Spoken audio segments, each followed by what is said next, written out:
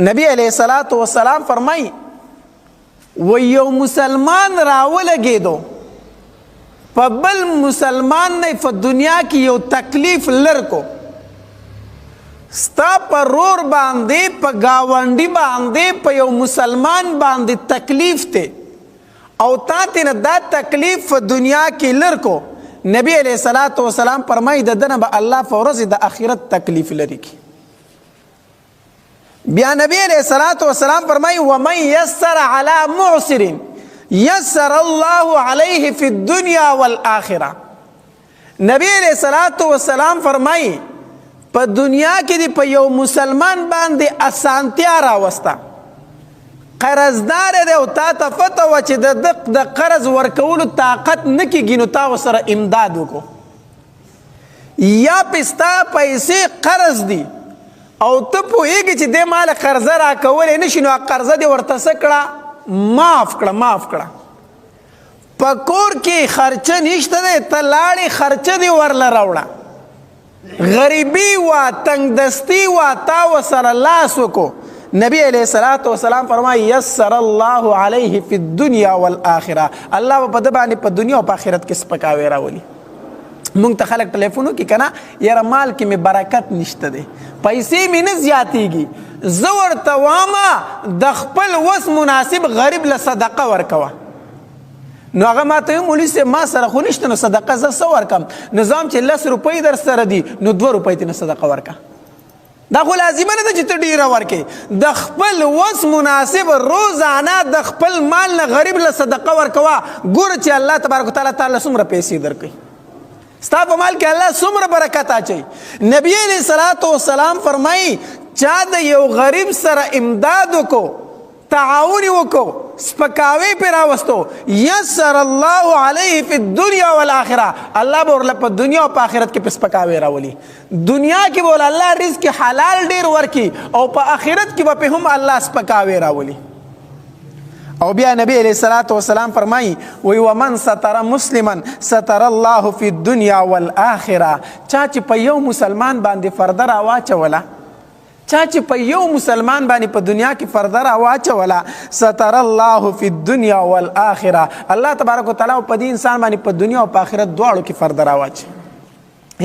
انسان کمزوری دی ګناه به ترې نه کېږي ما تعالی الله سترګې راکړي کیدای شي مونږ په ګناه وینو یو انسان دی په غلطۍ ولیدو په ګناه دی ولیدو پرده پرې راواچوه د هغه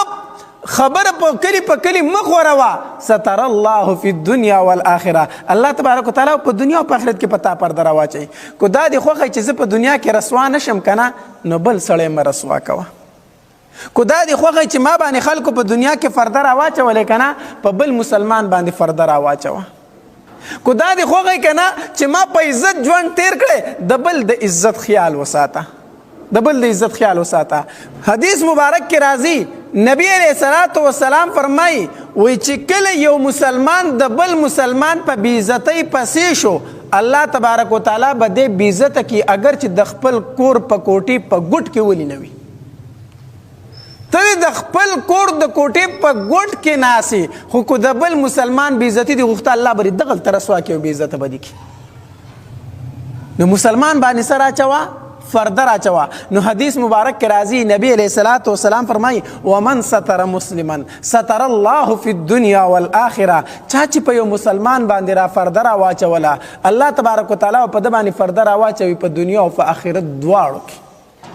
یو مطلب د حدیث مبارک دا دی دویم مطلب دا دی نبی علیہ الصلوۃ والسلام فرمایي ومن ستر مسلما ستر الله فی الدنیا والآخرہ یو کس دی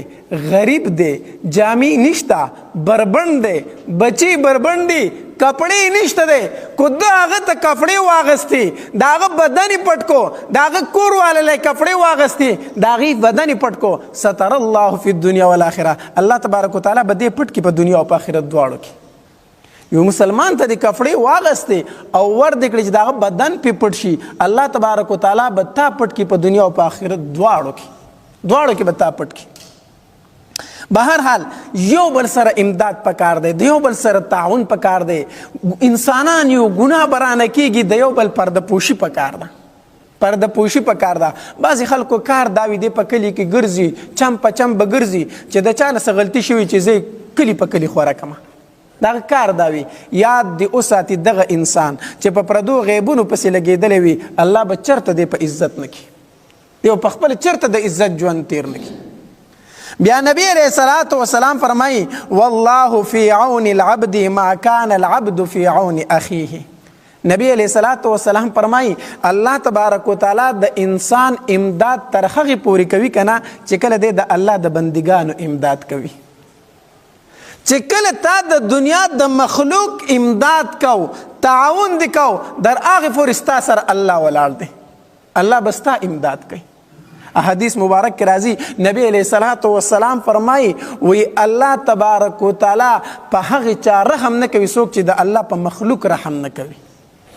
او څوک چې د الله په مخلوق باندې رحم کوي الله تبارک وتعالی په هغه باندې به رحم وکړي. نو چې کله یو انسان د بل انسان په امداد کې لګیا دی، په تعاون کې لګیا دی، الله فرمایي وی خفه کېږه مه زه ستا ملګری یم، زه ستا په امداد کې لګیا یم.